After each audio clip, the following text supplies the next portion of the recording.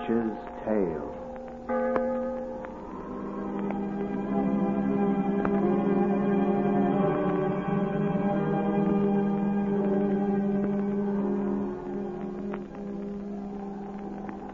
The fascination of the eerie, weird, blood-chilling tales told by old Nancy, the witch of Salem, and Satan, her wise black cat. They are waiting for you now.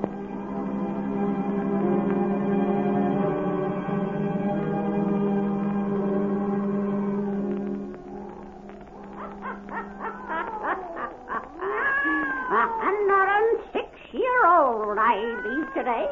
Yes, sir. 106-year-old. Well, Satan, give word to douse all lights and we'll get right down to business. No! That's right. Make it nice and dark and cheerful, for we likes gloom and shadow. Now, draw up to the fire and gaze into the embers. Gaze into 'em deep, and soon you'll see a crowded ballroom in a fine big house in New York City.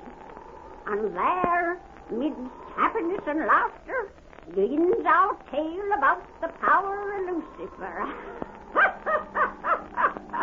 The power of Lucifer!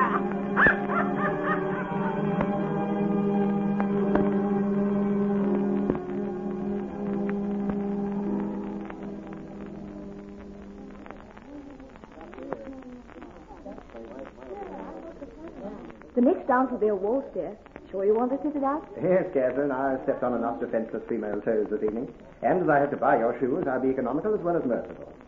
This balcony seems deserted. Let's go up there. And gaze at the moon? Mm-hmm.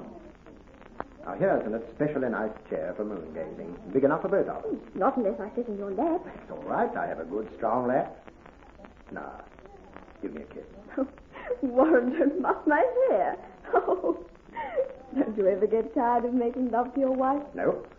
My wife ever get tired of having me make love to her? No. There's no occasion for argument. Give me another kiss. Oh, that's enough. And I'm going to sit in this other chair before you crush my gown and I press the crease out of your trousers. All evening you've forsaken me, and now you're doing it again. I am. And unless you curb your romantic ardor, I'll make you take me back in there and dance. I'll be good. It's too nice to be out here with you and away from all those people. You don't like the crowd that's here, do you? Oh, they're all right, I suppose, but I don't understand them. I'm just a plain businessman. Hindu poets, Armenian artists, and Turkish musicians are way over my head. Since Mrs. Brewster decided to patronize the arts, she's certainly had some very strange people at her affairs. Strange? They seem lunatics to me. Fortunately, old Dr. Farmer's wife had deserted him as you did me, so he and I sneaked off in a corner and discussed politics, Wall Street, and baseball. That plebeian brand of conversation soon drove away any nut who came near us. What particular sort of culture does the chap go in for who's been monopolizing you all evening? Mr. Orloff?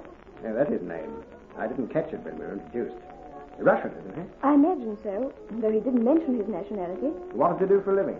I don't know. Spent enough time with him to have learned his whole life's history. You weren't jealous? Of course not.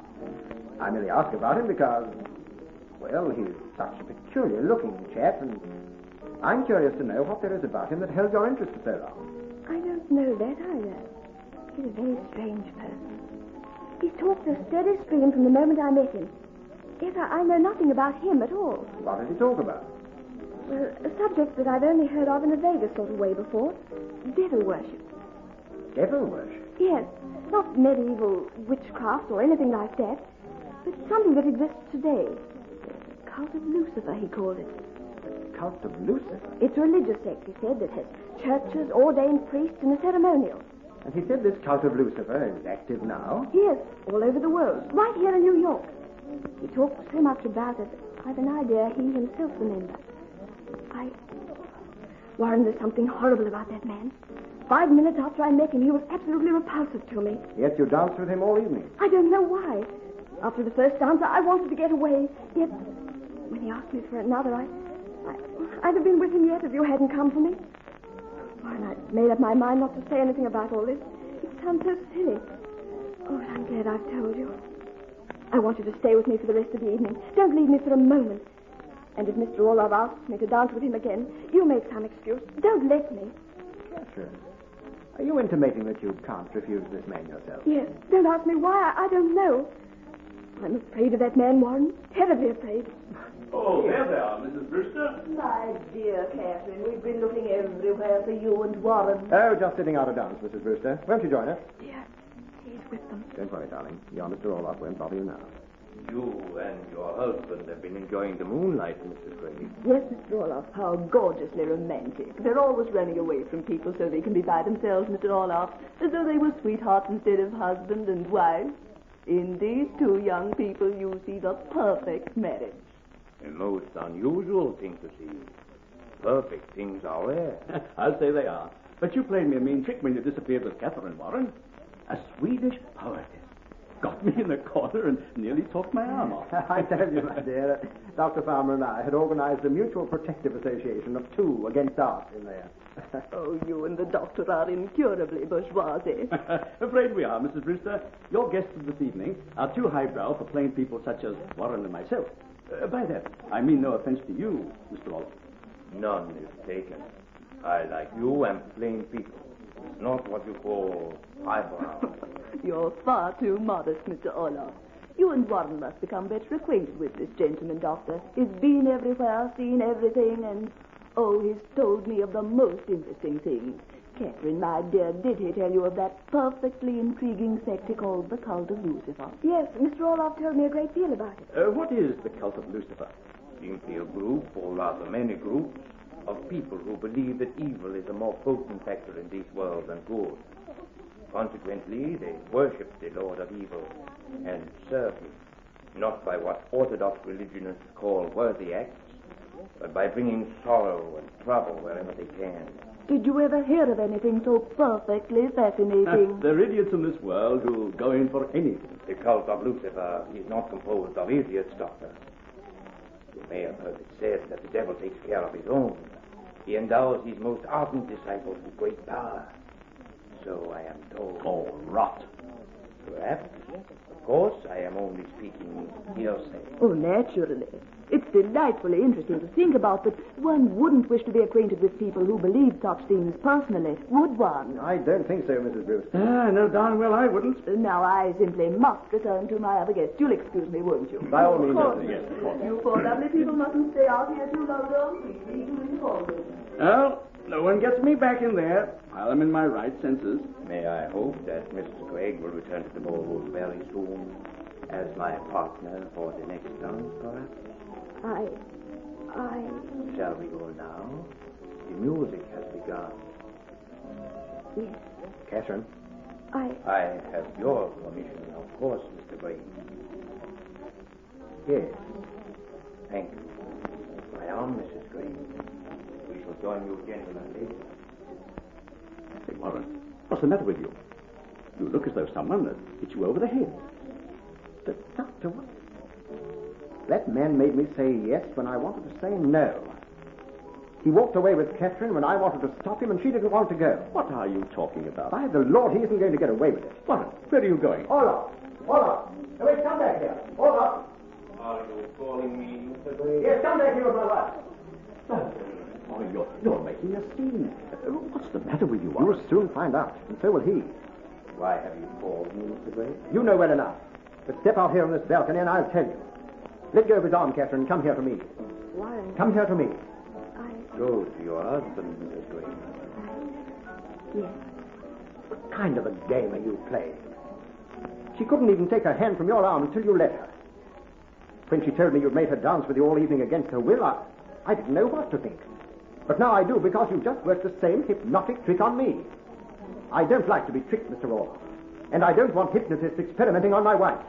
She's not dancing with you anymore, that's all. Not quite all, Mr. Craig.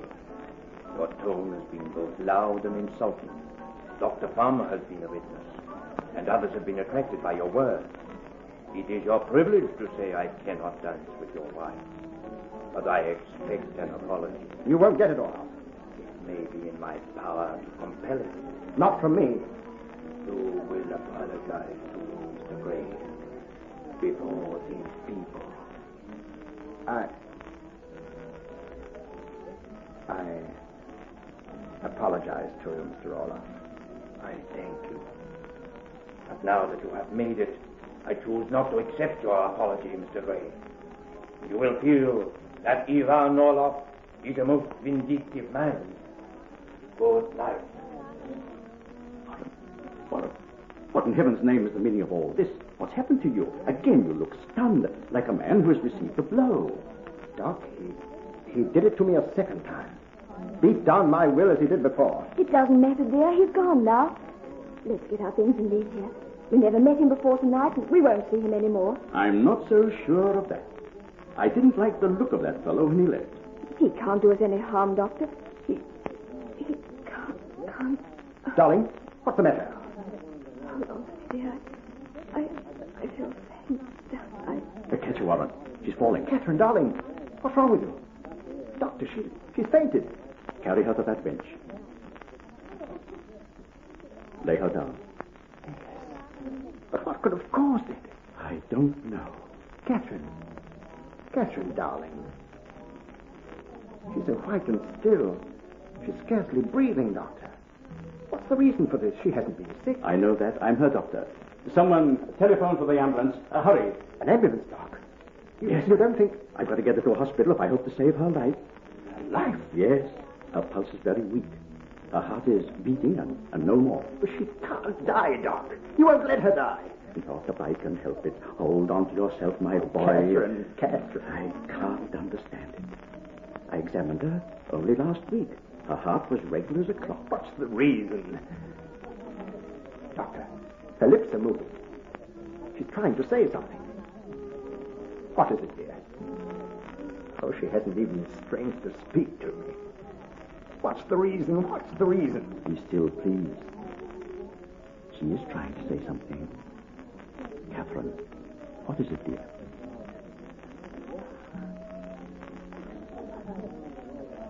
I couldn't hear her, Doc. What did she say? It was just a whisper. I think she said, the power of Lucifer.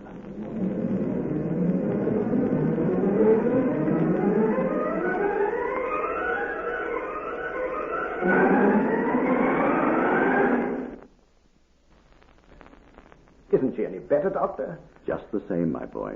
That's all you've told me for 3 days, that she's just the same. And she lies on this bed, never moving, scarcely breathing, dying. Oh, isn't there anything you can do to save her? I've done everything, tried everything I know. I'm at my wit's end, boy. The specialist I brought in can't diagnose this condition any better than I can, nor recommend a treatment. We doctors know so little. Then you haven't any hope? She's going to die? No, I haven't given up hope. But doctors are only men. Where we fail, often something else steps in and saves. God. He gives and he takes away, son. Everything in this universe is really up to him. And he's forgotten her and me. Don't you think I've prayed to him? Every moment since she collapsed that night, a prayer's been on my lips or crying in my heart. A prayer of desperation. A cry for my whole being. For if I lose her, I have nothing in the world. He's forgotten me. He doesn't care. I don't think you or I or any other human being can say that. For we don't know his scheme. My boy, I'm not just trying to deaden your anxiety and heartbreak with a sugar-coated anodyne of religion. I haven't any creed. I'm just talking what I sincerely believe. Catherine has been unconscious for 3 days. She hasn't suffered for a single moment of that time or felt the slightest pain. If she doesn't come out of this, I don't say she won't. I don't believe she won't.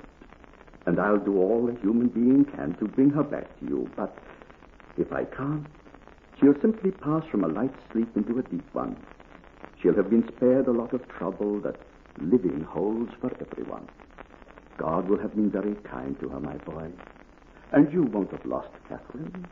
For there's another place where those who love are reunited. Maybe. 3 days ago I thought that, believed, was sure of it. Now I've lost all faith in the sort of providence that struck my wife without a warning. Warren. I've lost all faith, I tell you. If there is a force for good, there's an evil force that counteracts it. An evil force that's the strongest. You don't know what you're saying. Oh, yes, I do. Doctor, what did Catherine's whisper mean that night when she murmured the power of Lucifer? I don't know. Probably something about Olaf's filthy cult had lingered in her mind, or it may have been in my mind, so that I read her whisper as I did. I couldn't really swear her lips formed words. She murmured too low to hear. No, she said what you thought she did, all right. She said the power of Lucifer. They were the last words she uttered. They were a message to me, a message I hadn't understood until now. What do you mean? That devil Olaf did this thing to her. As he proved that he could bend our minds, now he's proved his hellish power in her body. You're mad. No, I'm not. You haven't any explanation for whatever struck her down, without cause, without a warning. I have, at last. Olaf threatened me. He said the devil took care of his own, that he gave great power to his disciples, to him. That power is killing my wife, the power of Lucifer, the god of evil who is stronger than the Lord of good. You're beside yourself, my boy. You can't believe such a thing. I do believe it. And if Catherine dies, then I'll know it's true. My boy. Doctor. Catherine just moaned.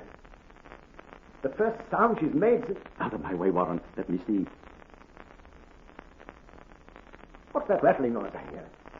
It's coming from her throat. Doctor, she looks different. She's lying so still there. There's not the slightest movement. Her eyes are open, staring. Doctor, why are you putting that sheet over her face? Doctor! Catherine. Catherine. Son. Catherine, my darling. Don't lose faith, my boy. You'll find her again if you don't lose your faith.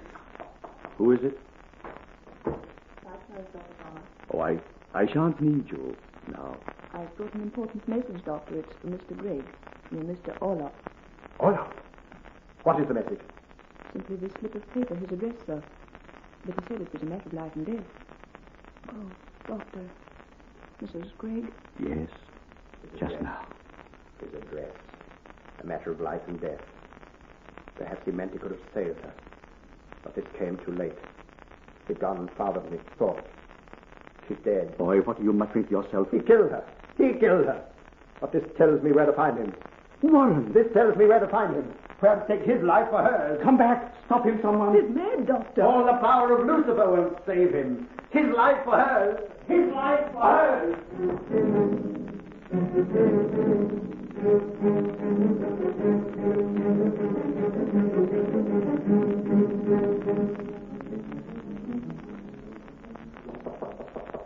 Come in. The gentleman we expected has arrived, Master. It was exactly 11 minutes past midnight when you let him in the downstairs door. I told you it would be. The Master knows all things. Mr. Gregg has a pistol in his pocket. Yes, Master, with his hand inside the pocket and his fingers on the trigger. Ready. I can see the outline through the cloth. I see it through these walls. I saw him buy the gun 4 miles away. He means to shoot me the moment he and I are alone in this room. Show him in at once, Alexei, and leave us. Yes.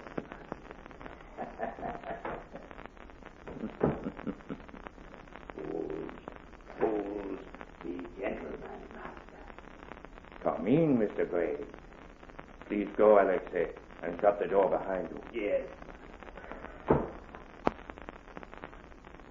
You murderer. Wait. Before you press the trigger of that pistol, let me ask you one question. No, you... It is a question I summoned you to hear. The question of life or death. Do you want your wife restored to you? My wife? Do you want your wife restored to life? You know she's dead. That proves you killed her. I do not deny it. I told you once that Ivan Orlov was a most vindictive man. You fiend. Now you'll pay. Your life for hers. Wait. First answer my question. Do you want your wife restored to life? No. You're playing with me. A man does not play when another holds a loaded pistol at his breast. And I am very afraid of firearms, really. Keep your pistol, Mr. Gregg. Keep it pointed at my body if you will. But you had better hear what I have to say before you shoot. So, you relax a little. That is better. I left a note telling you where to find my humble residence as your dear wife breathed her last. Wait. I left it because Ivan Olaf is also a forgiving man when his vengeance is complete. And the power of Lucifer can give as well as take. The power of Lucifer. Which in that hospital room this evening you'll realize was greater than the power of good. I am a priest of Lucifer. His is the power that I wield. You doubt perhaps that I can bring your wife to life, as I have made her die. Take this piece of paper. Tear it up. Tear it up. Hold the pieces in your open hand. I have not touched them. I do not touch them. Yet look. They've joined together. As they were before you tore them. So I can restore the broken fragments of your dear one's life. Give her back to me and I'll be your slave. I do not need a slave. But the master I adore needs loyal servants. What do you mean? That the devil takes care of his own, but only his own. That he gives nothing for nothing.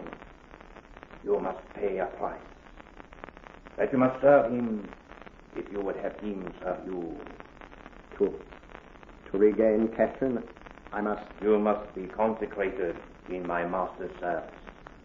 Tonight and forevermore, you must bow down and worship Lucifer.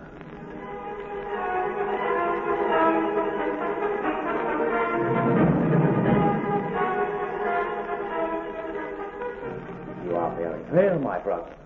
For we are brothers now by the virtue of the faith we share. You did not enjoy your consecration in our order? It was horrible, bestial, unholy. Holy and unholy are words we do not employ. The thing is either evil or unevel, for there our power lies. If evil gives you power to bring back the warmth of life to that cold body on the bed, I accept your awful faith. To have her back, to have her love again, is worth the eternal damnation of my soul, if I have a soul. You must not doubt the existence of your soul, my brother. For to accept the creed of evil, the creed of good must also be believed. One cannot exist without the other. Our deity is stronger, as you shall soon see. For he will bring the dead to life. How soon? How soon? In less than a minute. Blood will course again in those now so lifeless veins. Breath will return, and those closed eyes will open of themselves. In less than a minute, the dead will rise and walk. Oh, Catherine, it'll be worth my soul to have your love again. Ah, you have not forfeited your soul. Souls are not my master's business. You said if he restored her, I must pay a price. Of course. He gives nothing for nothing. What will that price be? I do not know. I do not even know the price that I must someday pay for power. But I do not care. Power is all that matters, and I shall live many years to wield it. For I control the minds of men, and nothing can destroy me. Olaf, color's returning to her cheeks. By the power of Lucifer. She breathed. You've kept your promise. You're restoring her to life. Not I, but he, my sir. Her flesh grows warm. She's coming back to me. Now, like you, I don't care what price I have to pay. I'll have Catherine once more. My Catherine.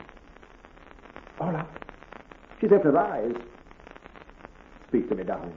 Let me hear your voice again. You look as though you didn't know me. I'm Warren, dear. Your husband. Catherine, why do you laugh like that? Why are you laughing like a baby? Olaf, her eyes. What about them? They're blank, staring. Her body lives, but her eyes are dead. So they are. I forgot to tell you that though my master can restore the dead to life, he cannot restore the brain. You mean that Catherine? She is an imbecile, my brother. As I have said, the Lord of Evil has no province over souls, and without a soul, there can be no mind, of course. But rest easy now. You have nothing more to fear. You have paid the devil's price. You monster! You fiend! Drop that gun. Oh! You fool. I told you I had mastery over all created men. When I let you keep that gun this afternoon, I only played with you for amusement. I am a priest of Lucifer. With the power he has given me, I shall live forever. Catherine! She has picked up the gun you dropped. Take it from her and return it to your pocket. It pleases me to have you keep it and know you cannot use it. Imbecile, do not point that gun at me. Drop that pistol, I say, drop it. She has no mind, Olaf. You're powerless before her, and her finger's on the trigger. No, no.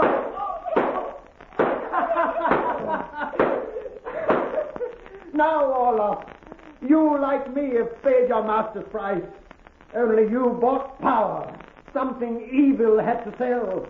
I tried to purchase love.